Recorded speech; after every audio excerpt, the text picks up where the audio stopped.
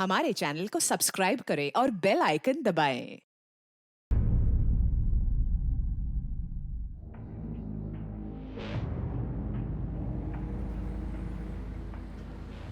मम्मा, आज मेरे लिए न्यू ड्रेस खरीदो ना। बाड़ा अभी ये मैंने लिया था ना, अभी अगले महीने ले लेंगे। नमस्ते बहन जी। नमस्ते भैया। संतरे दे दूं? दे दीजिए 2 किलो।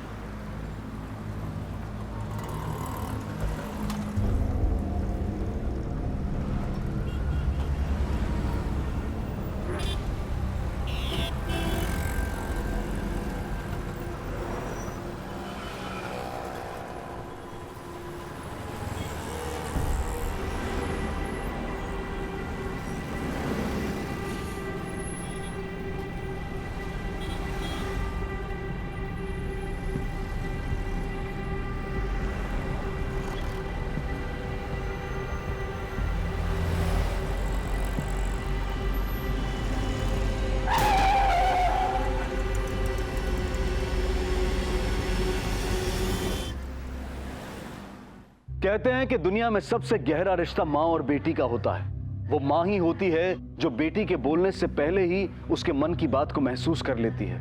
वो माँ ही होती है जो बेटी के जन्म से लेकर उसके उम्र के हर पड़ाव में ये कोशिश करती है कि उसकी बेटी सुरक्षित रहे, सुखी रहे। और वो बेटी ही होती है जो आंख मूंद कर ये विश्वास करती है कि हर मुसीबत में माँ उसकी ढाल बनकर रहेगी। मगर यह भी सच है कि आज हमारी तेजी से बदलती सोच ने हमारी जिंदगी की सड़क को लालच और अविश्वास के ऐसे गड्ढों से भर दिया है कि जिन पर चलते हुए माँ बेटी जैसे पवित्र रिश्ते न केवल कटघरे में खड़े नजर आने लगे हैं बल्कि जानलेवा भी साबित हो रहे हैं। ए अलका, चल उठ। तेरे को बोल रही हूँ, चल बाहर आजा, तेरी जमानत हो गई है। चल उठ।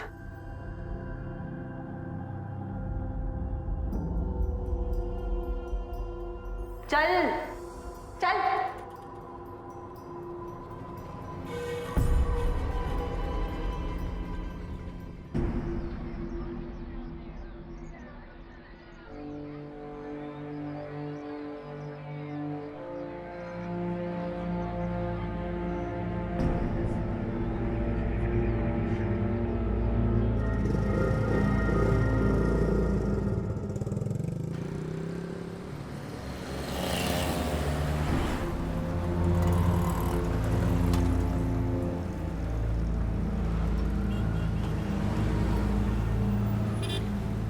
क्रिश,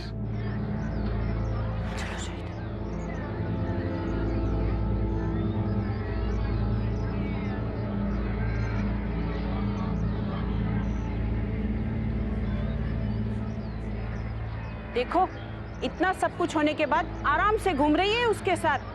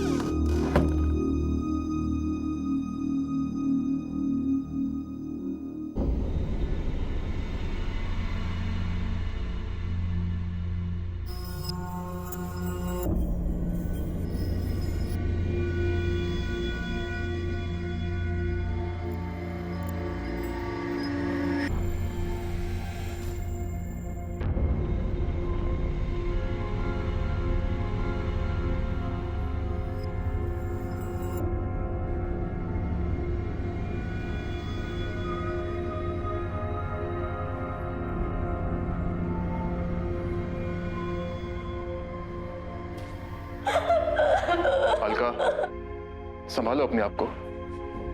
जो हो गया सो हो गया। ये समय है कि हमको अपनी लाइफ दोबारा शुरू करनी चाहिए। मैंने एक वकील से बात की है, उसने कहा है कि वो ये केस खत्म करवा देगा। महाराष्ट्र में मुंबई के पास पालम गांव में रहने वाली अलका के पति विमलेश की 1 साल पहले मौत हो चुकी थी और वो अपनी 6 साल की बेटी रितिका के साथ उसी घर में रह रही थी। लेकिन अब जो उसके साथ हो रहा था वो हैरान कर देने वाला था। उसने ऐसा क्या गुनाह कर दिया था कि हर कोई उससे नफरत कर रहा था? या फिर वो किसी साजिश की शिकार थी? या फिर जाने अनजाने में सच में उससे कोई अपराध हो गया था? वजह जो भी हो, लेकिन इतना तो साफ था कि एक मासूम बच्ची की मौत हुई थी और उसके बाद कई सवाल उठ खड़े हुए थे और सबसे बड़ा सवाल माँ बेटी के रिश्ते पर था। लेकिन जो सच था वो इन सवालों के पीछे सिसक रहा था। आखिर क्या था वो कड़वा सच?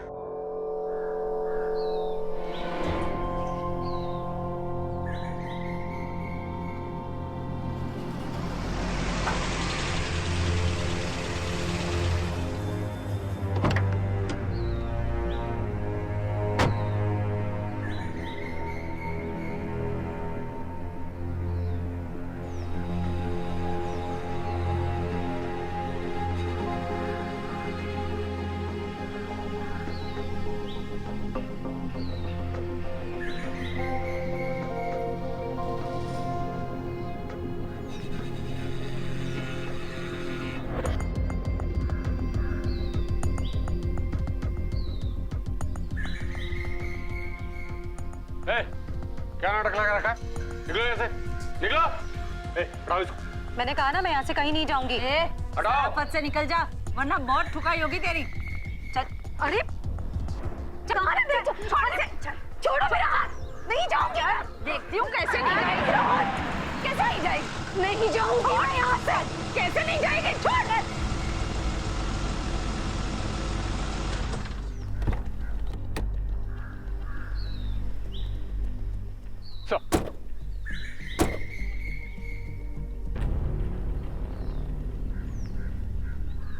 यादव सर, कौन है औरत? सर मर्डर का केस चल रहा है इस पर। इससे बचने के लिए फालतू में ड्रामा कर रही है, जबकि इसने सर जानबूझकर अपनी बेटी को एक्सीडेंट में मारा है। इसे मेरे कैबिन में भेज दो, मुझे बात करनी है। सर।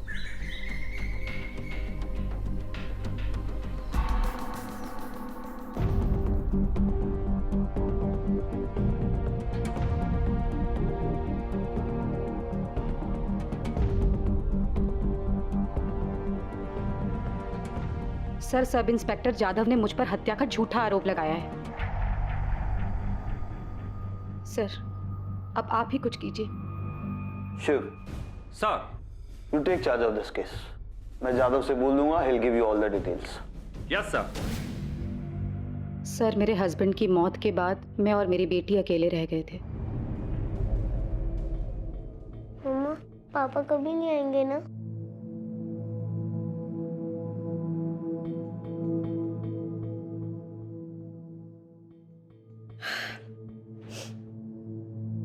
पापा नहीं आएंगे तो क्या हुआ? मम्मा है ना, वो तुझे रोज स्कूल लेके जाएगी, घुमाने लेके जाएगी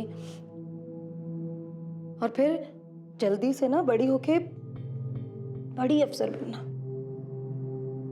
मम्मा को शॉपिंग पे लेके जाएगी ना फिर।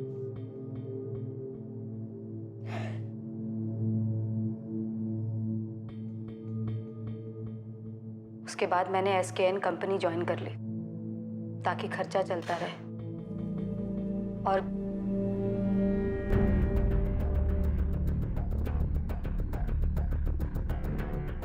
ड्यूटी पे जाते वक्त मैं अपनी बेटी को स्कूल छोड़ते हुए जाती थी। सर, मंगल नगर में 2 ग्रुप में लफड़ा हो गया, 1-2 को चाकू भी लगा है। सर अभी प्लीज आप मेरे साथ चलिए। इस औरत की सारी डिटेल रास्ते में देता हूँ आपको। ठीक है। शिंदे जी सर। तुम भी मेरे साथ चलो। ठीक है सर। मैम, आप थोड़ी देर यहाँ बैठिए, मैं आकर के आपसे मिलता हूँ। जी। शिंदे, माने को बोल दो मैं उनसे चाय कॉफी के लिए पूछे। ठीक है सर। आओ।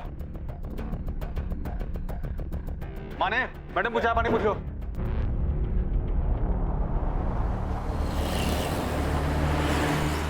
जाधव, एक बात बताओ, तुमने इस औरत के खिलाफ केस क्यों बनाया? सर क्योंकि इन्वेस्टिगेशन में ही मैं कंफर्म हो गया था कि जिस एक्सीडेंट में इसकी बच्ची की मौत हुई है वो इसने कैसे किया है।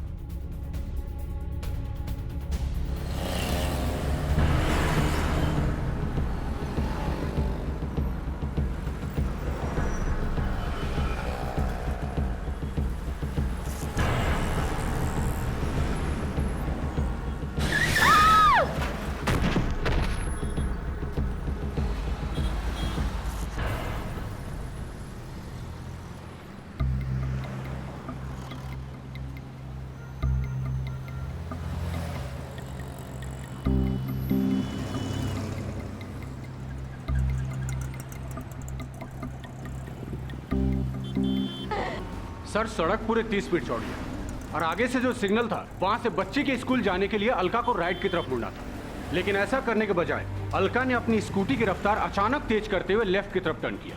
सर इसलिए उस पर पहली बार मुझे शक हुआ कि एक्सीडेंट उसने जानबूझकर तो नहीं किया। लेकिन जादव, कोई माँ अपनी बेटी की जान क्यों लेना चाहेगी? एग्जैक्टली सर, यही सवाल मेरे दिमाग में आया था। इसके लिए सर मैंने उसके पड़ोसियों से पूछताछ भी की। सर जानते हैं क्या मालूम हुआ?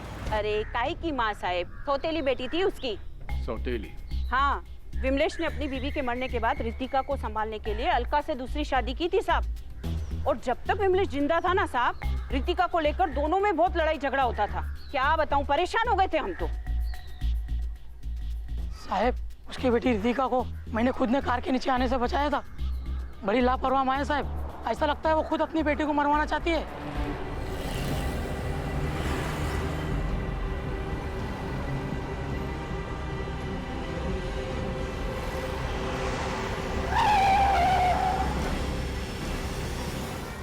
सर उसकी एक पड़ोसन बता रही थी कि 1 साल पहले उसकी पति की मौत हो गई थी। कुछ टाइम तक तो ये औरत ठीक रही, लेकिन कुछ महीने पहले से ऋषभ नाम का एक जवान लौंडा उसकी लाइफ में आ गया है। उसी के साथ चक्कर चल रहा है सर, काफी उठना बैठना है उसके साथ।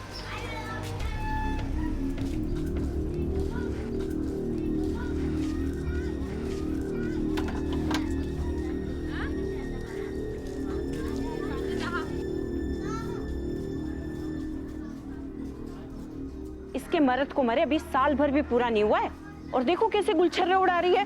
आस पड़ोस का भी ख्याल नहीं है इसको। सर मेरे को तो पूरा शक है कि अपनी बॉयफ्रेंड की लाइन क्लियर करने के लिए इस लड़की ने ही अपनी सौतेली बेटी को रास्ते से हटाया।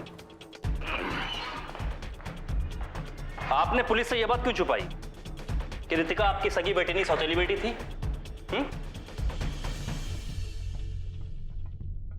क्यों? सर, इस बात का इस केस से क्या संबंध है?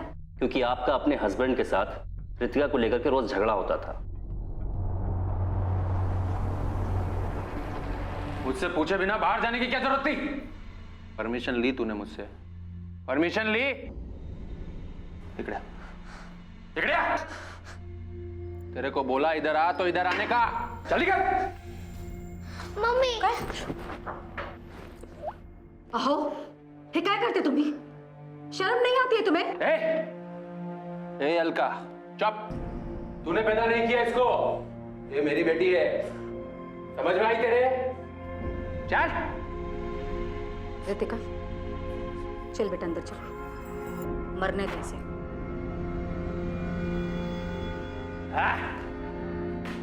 बांझ साली, मेरी बेटी पे अपना हक जमाती है। आपके हस्बैंड की मौत कैसे हुई? शराब पीने से उनका लीवर डैमेज हो गया, जिस वजह से उनकी डेथ हुई। और उसके बाद ऋषभ का आपके घर आना जाना बहुत हो गया, नहीं? हाँ, ऋषभ का आना जाना है मेरे घर पर। और फिर घर का दरवाजा तुरंत बंद कर लेते थे, क्यों? हाँ सही है, मैं ही बुलाती थी उसे। भाई है मेरा, राखी बांधी है मैंने उसे।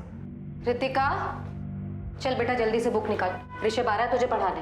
मम्मा, मुझे नहीं पढ़ना है, मुझे उनके साथ घूमने जाना है। रितिका,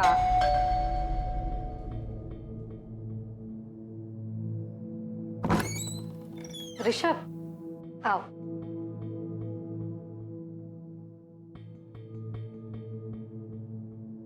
ऋषभ, अच्छा किया कि तुम आ। देखो रितिका बिल्कुल भी ध्यान नहीं दे रही पढ़ाई में। तुम रितिका की पढ़ाई की चिंता मुझ पर छोड़ दो। तुम मेरी बहन हो, तुमने मुझे राखी बांधी है। रितिका, चलो बुक खोलो।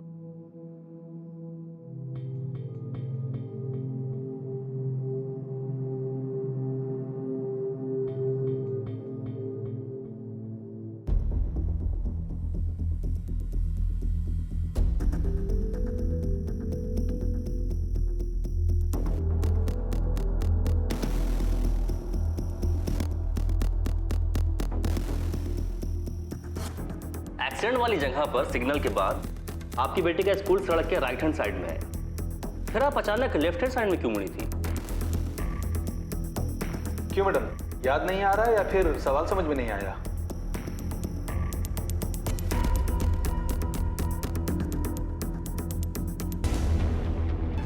चल चल बड़ा, चल चल चल।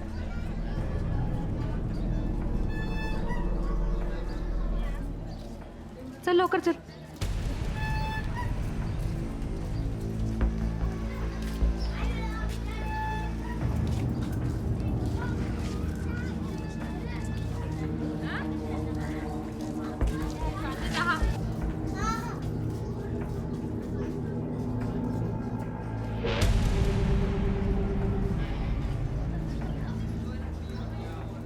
अगर मुझे आगे बैठना है। तू पीछे बैठना, 6 साल की हो गई है, मुझे चलाने में दिक्कत होती है आगे। पीछे बैठ, चल जल्दी।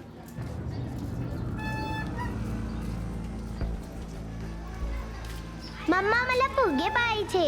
बड़ा उशीर होते। मम्मा फुगे ले दो ना। मम्मा प्लीज ओनली 3। ठीक है, ये लो। खुश?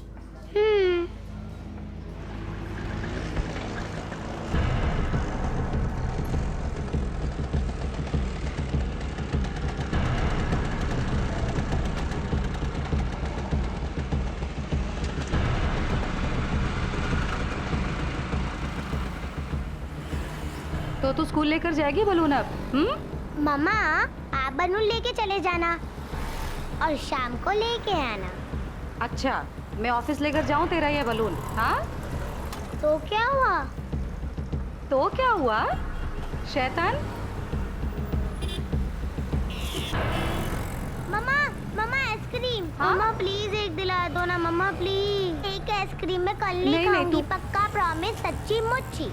हाँ ठीक है, रुक लेती खाली हूँ। एक खाऊंगी प्लीज। हाँ हाँ, एक खा लेना, रुक मैं लेती हूँ।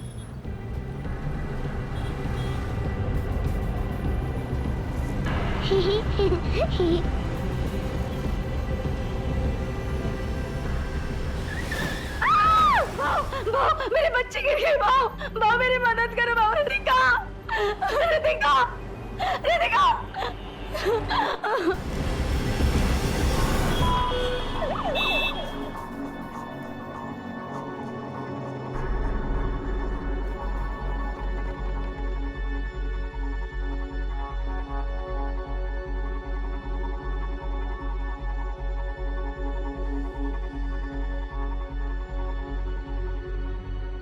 क्या हुआ डॉक्टर साहब? शी इज नो मोर। इनका पेपर तैयार कर देना। रितिका,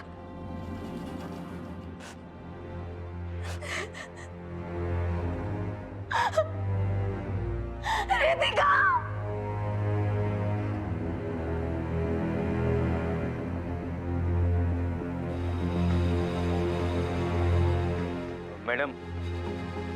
मैडम आपका भी मेडिकल टेस्ट करना पड़ेगा क्योंकि आपका जो केस है वो एक्सीडेंटल डेथ का केस है।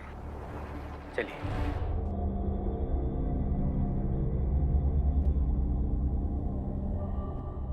चलिए।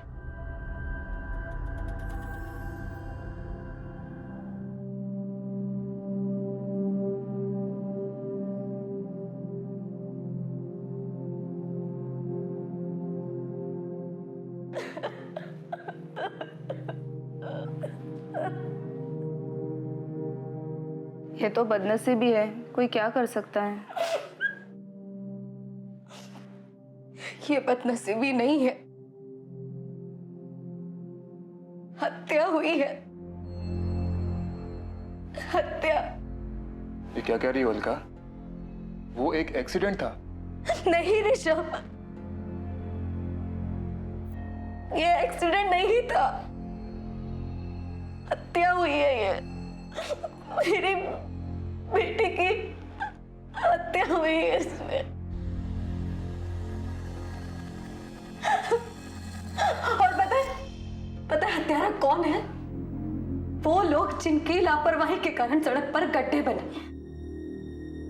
अगर वो गड्ढा ना होता तो मेरा एक्सीडेंट नहीं होता और मेरी बेटी नहीं मरती।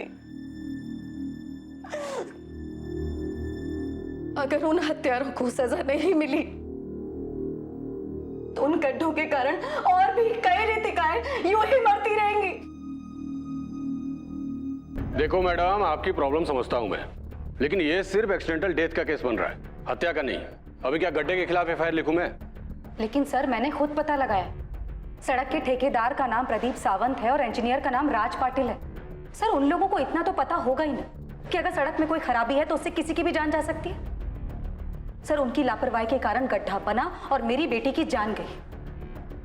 उन लोगों के खिलाफ मर्डर का केस होना ही चाहिए।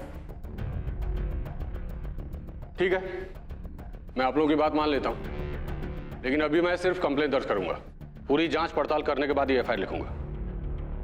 बोलिए बोलिए।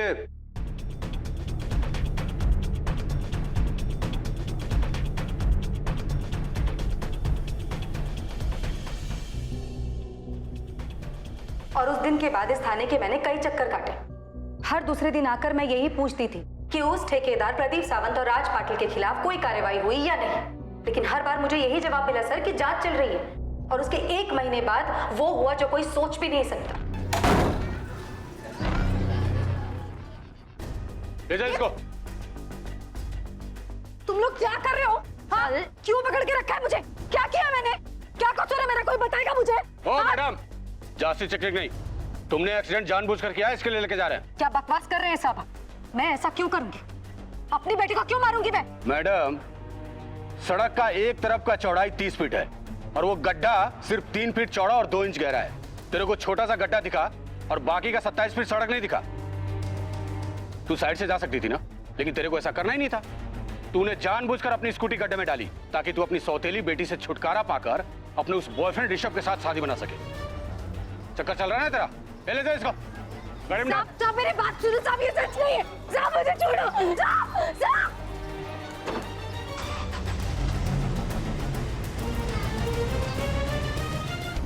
अब मैं केवल इतना कहना चाहूंगी सर कि सड़क के ये गड्ढे रितिका जैसे कई लोगों की मौत का कारण बनते हैं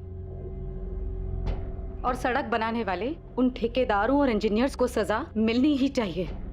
ठीक है, आप अभी घर जाइए, लेकिन जब तक मेरी जांच पूरी नहीं हो जाती आप यहीं रहिएगा। जी sir.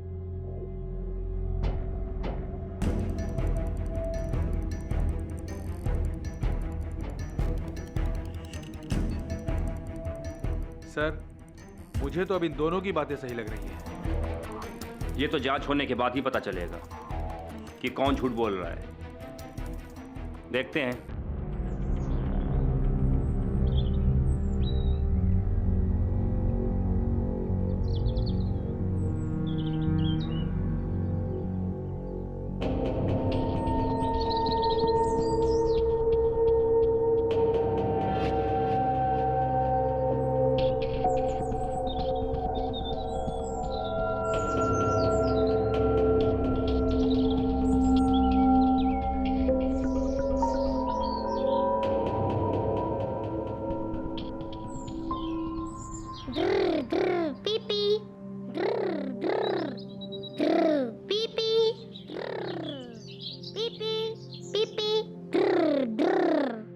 Senior inspector Shiv Gaekwad एक बहुत ही मंझे हुए पुलिस ऑफिसर थे। उन्होंने पहले जांच कर रहे सब इंस्पेक्टर जाधव और अलका दोनों से बात की थी और वो अच्छी तरह से जानते थे कि सच और झूठ की पहचान तथ्यों को परखने के बाद होती है। लेकिन कई बार ऐसा भी होता है कि सच उससे बिल्कुल उल्टा होता है जैसा हम सोच रहे होते हैं। लेकिन साथ ही यह भी एक बहुत बड़ा सच है कि हमारे देश का कानून भावनाओं पर नहीं बल्कि परखे गए सबूतों पर यकीन करता है। इसलिए सीनियर इंस्पेक्टर गायकवाड़ को अब अपराधी के खिलाफ सबूत भी इकट्ठे करने थे और इसी बात को ध्यान में रखते हुए उन्होंने इस केस की दोबारा से जांच शुरू की।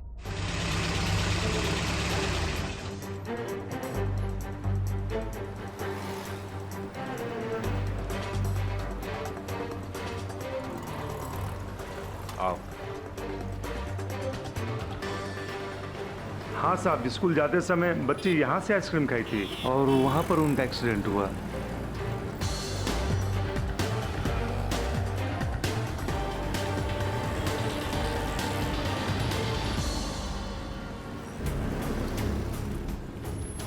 शिंदे, अलका जी की जो स्कूटी थाने में रखी है ना, उसे अर्ली मॉर्निंग लेकर के यहाँ जाना। एक्सीडेंट की सच्चाई पता चल जाएगी कल। ठीक है सर। आओ।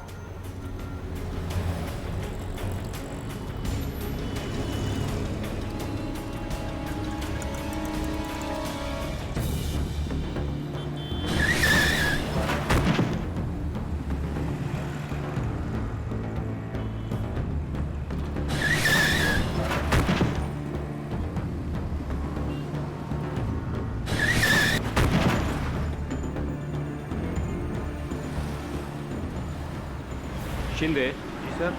यहाँ से एक ज़मीन का टुकड़ा खोदकर लैब भेज देना, ताकि पता तो चले कि रोड बनाते समय कोई लापरवाही हुई है या नहीं। और हाँ, साथ में एक्सीडेंट के बाद अलका का मेडिकल टेस्ट कराने वाले उस कांस्टेबल से भी पूछताछ करो। ठीक है सर।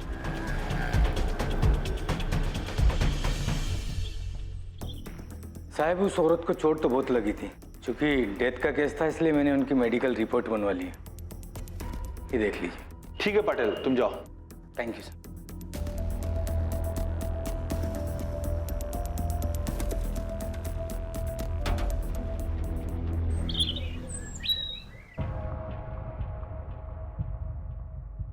सर, जाधव की जांच में बहुत गड़बड़ी है।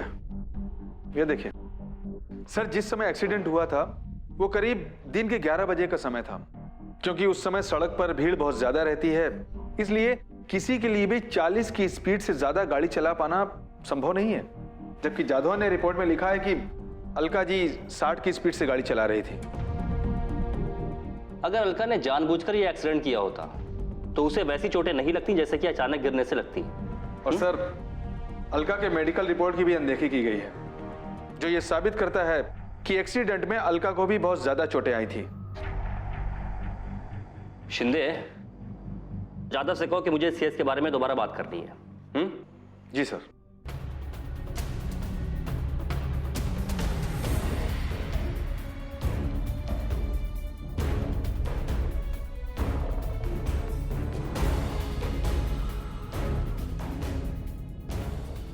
जाधव, ये जहर है, पीजिए इसे। लेकिन सर, मुझे पता है कि इसको पीने से तुम मर सकते हो। नाउ इट्स एन ऑर्डर, पियो इसे। जाधव, अगर अनजाने में मैंने तुम्हें यह जहर दिया होता तो ये एक एक्सीडेंट होता। जबकि मुझे पता है कि यह जहर है, उसको पीने से तुम मर सकते हो, फिर भी मैं तुम्हें दे रहा हूं, तो यह एक हत्या हुई। खराब सड़क बनाने वाले ठेकेदार को भी पता होता है कि इसकी वजह से किसी की मौत हो सकती है। इसलिए रितिका का मामला एक्सीडेंट नहीं, जानबूझकर की गई हत्या है। और तुमने तो बिना जांच की तह तक जाए हुए एक मां को हत्यारा बना दिया। जाधव, तुम्हारी इस लापरवाही से हम सब शर्मिंदा हैं और तुम्हें भी इसका खामियाजा भुगतना पड़ेगा। ठेकेदार प्रदीप सावंत को थाने में बुलाओ और उसे कहो कि पूरी फाइल लेकर के आए। सर।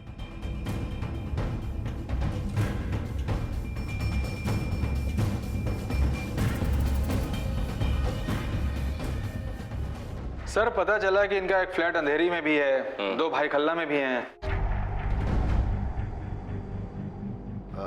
हाँ साहब, बात तो बराबर है।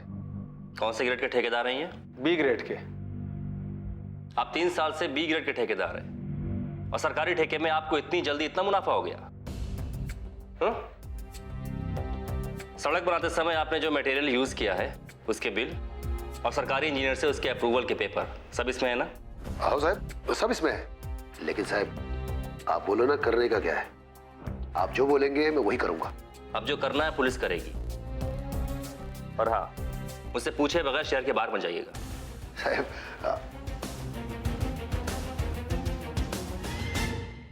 सड़क में बने हुए गड्ढे सिस्टम में पड़ चुके गड्ढों की गवाही हैं। ये कहना बहुत मुश्किल है कि सिस्टम में गड्ढे हैं या गड्ढों में सिस्टम। लेकिन जो भी हो, एक बात बिल्कुल साफ है कि इन गड्ढों की वजह से अब तक हजारों लोगों की जान जा चुकी है।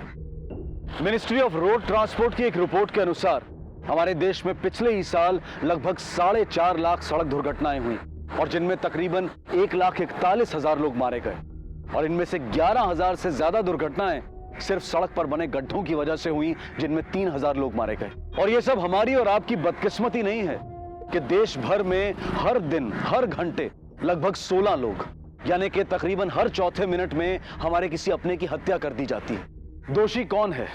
सड़क पर बना हुआ गड्ढा, या सड़क बनाते समय लापरवाही बरतने वाले ठेकेदार, या जांच करने वाले सरकारी अधिकारी, या फिर खुद अलका, जिसे सड़क पर बने गड्ढे से बचकर चलना चाहिए था। वजह जो भी हो, लेकिन हर साल गड्ढों की वजह से होने वाली मौत की लिस्ट में 5 साल की मासूम रितिका का नाम भी जुड़ गया। लेकिन अब देखना यह था कि जो लोग इसके लिए जिम्मेदार थे, क्या उन्हें अपनी हरकतों पर जरा भी शर्म थी, या फिर वो कुछ ऐसा करने वाले थे जो आपके और हमारे सड़क पर सुरक्षित चलने और जिंदा रहने के अधिकार पर एक तमाचा था।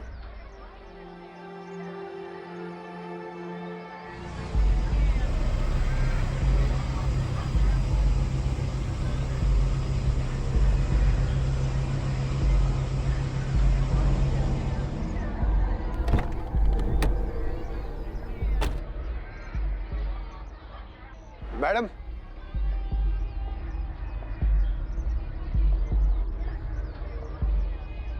नमस्कार। मैं ठेकेदार प्रदीप सावंत। बोलो। मैडम, मैं तुम्हारी बेटी को वापस तो नहीं ला सकता, बस तुम कुछ ले दे के मामला सेटल कर दो। तुम मेरी बेटी की मौत का सेटलमेंट करना चाहते हो ना? कितने पैसे दोगे? वैसे मैडम मेरा तो कुछ बनता नहीं है, फिर भी मैं 2 लाख रुपए ले आया हूं। ठीक है।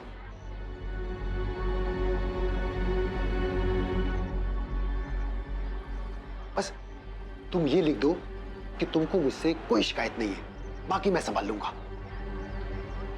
ठीक है, लिख के तो मैं दे दूंगी, लेकिन मेरी भी एक शर्त है।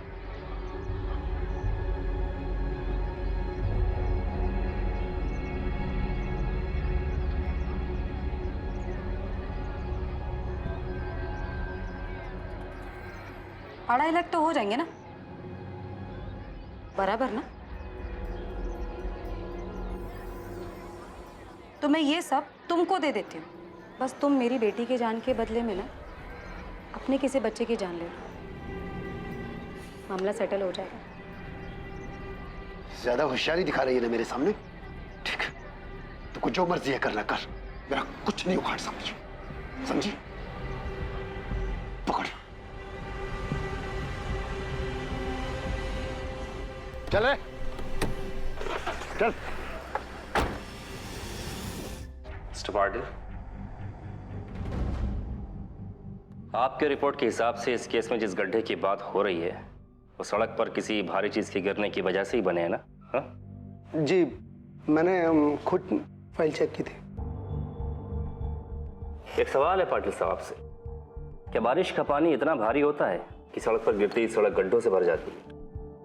चलिए मानिए आपकी बात कि वो गड्ढा जिसकी वजह से एक बच्ची की मौत हुई सड़क पर किसी भारी चीज के गिरने की वजह से बनी है, लेकिन उसी सड़क पर और भी बहुत सारे गड्ढे हैं और वो भी आपकी ही सुपरविजन में बने हैं ना?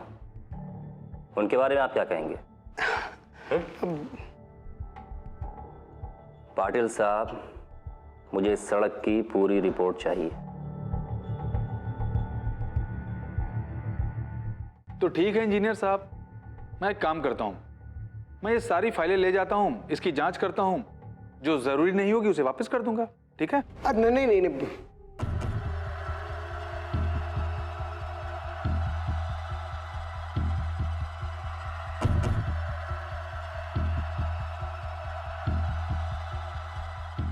इसी में सारे पेपर्स हैं। Thank you. Thank you.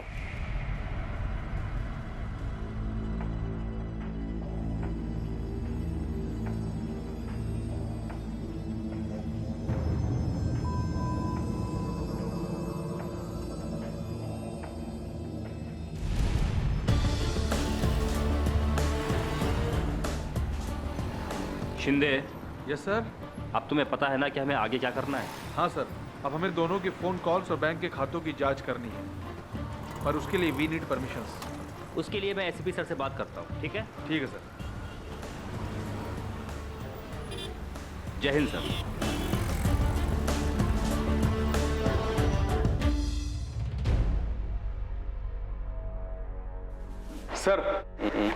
Sir सड़क का जो टुकड़ा हमने सैंपल के लिए लैब भेजा था उसकी रिपोर्ट आ गई है।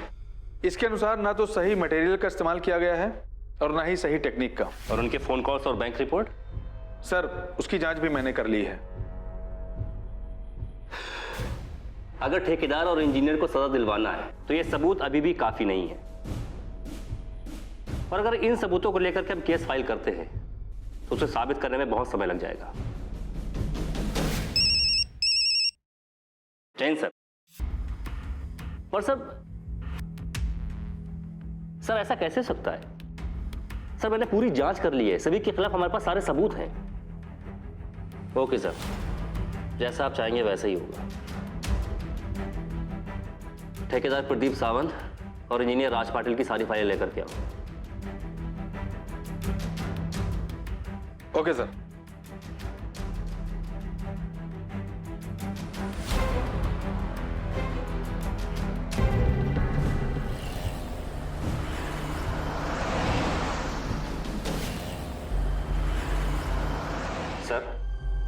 इसमें लैब टेस्ट की रिपोर्ट से लेकर के मटेरियल सप्लायर, आप लोग के बैंक स्टेटमेंट्स, फोन कॉल्स, सब रिकॉर्ड मौजूद है। लेकिन सर आप लोगों ने ऊपर से कॉल करा करके मेरी सारी मेहनत पर पानी फिरवा दिया। अरे साहिब, आपको आपकी मेहनत का पूरा फल मिलेगा।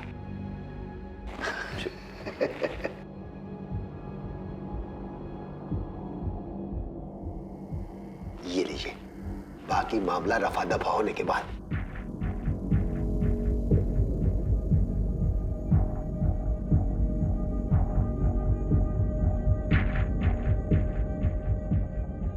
कहाँ तुम लोग, जल्दी करो ना, आओ ना।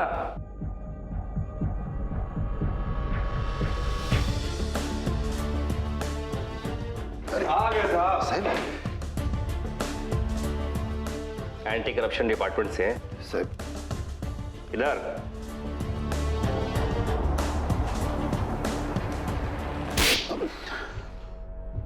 एसीपी कदम साहब के कहने से हमने ये सब किया ताकि तुम लोगों को रंगे हाथ पकड़ सके। लेके चलो इन्हें। चलो आ जाओ। आइए इंजीनियर साहब, आइए। आप अच्छा नहीं कर रहे हैं आप, लेकिन अच्छा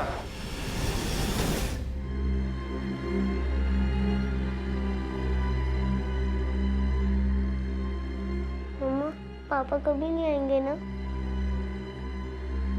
पापा नहीं आएंगे तो क्या हुआ? मम्मा है ना, वो तुझे रोज स्कूल लेके जाएगी, घुमाने लेके जाएगी, और फिर जल्दी से ना बड़ी होके बड़ी अफसर बनना। मम्मा को शॉपिंग पे लेके जाएगी ना फिर।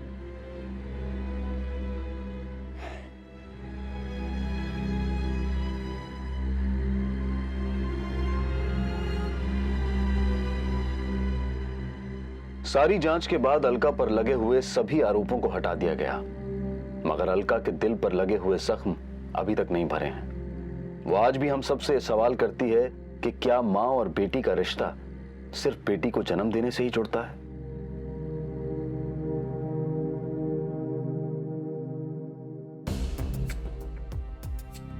इस मामले में पुलिस ने सब इंस्पेक्टर गजानन जाधव को जांच में लापरवाही का दोषी पाते हुए उस पर विभागीय कार्रवाई की है। ठेकेदार और इंजीनियर दोनों के खिलाफ भ्रष्टाचार, रिश्वतखोरी और लापरवाही के कारण हुई हत्या का मामला दर्ज किया गया और न्यायालय ने उन्हें 10 दिनों तक पुलिस हिरासत में रखकर पूछताछ करने का आदेश दिया। हमारे देश की सरकार हर साल हजारों करोड़ रुपए केवल सड़कें बनाने में खर्च करती है ताकि हम न केवल एक बेहतर जिंदगी जी सकें बल्कि विकास की गति को भी महसूस कर सकें। लेकिन ठेकेदार प्रदीप सावंत और इंजीनियर राज पाटिल जैसे भ्रष्ट और बेईमान लोग अपने निजी स्वार्थों के लिए देश की विकास प्रक्रिया को गड्ढों में डाल देने में कोई शर्म महसूस नहीं करते। हर साल सड़कें बनती हैं और महीने 2 महीने में उनमें गड्ढे पड़ने लगते हैं और हर बारिश का मौसम सड़क को सड़क कम और गड्ढा ज्यादा बना देता है, जो हर पल कहीं किसी अलका से उसकी मासूम बेटी को छीन लेता है। अपने साथ हो रहे इस अन्याय के खिलाफ आवाज उठाएं और इन्हें मजबूर कर दें कि ये चंद रुपयों के लिए हमारी जिंदगी के साथ ना खेलें। ये सच है कि भ्रष्टाचार का गड्ढा काफी गहरा है और इसे भरते भरते काफी समय लग जाएगा, लेकिन इस सब के बीच अच्छी खबर यह है कि हाल ही में सरकार ने सड़कों की गलत डिजाइनिंग और देखभाल की कमी के कारण हुई दुर्घटनाओं के लिए संबंधित लोगों को उत्तरदायी ठहराने की घोषणा की है। हम उम्मीद करते हैं कि इसके बाद ऐसी दुखद घटनाओं में न केवल कमी आएगी बल्कि इसके लिए जिम्मेदार लोगों को सजा भी मिलेगी। इसी विचार के साथ मैं अनूप सोनी आपसे विदा लेता हूं। फिर मुलाकात होगी अगले एपिसोड में और खुलासा करेंगे एक और जुर्म का। तब तक अपना और अपने परिवार का ख्याल रखें और देखते रहें क्राइम पेट्रोल डायल 100। सबक एक को, सीख हम सबको। जय Hind. For more updates, subscribe to our channel, click the show links and enjoy watching the videos.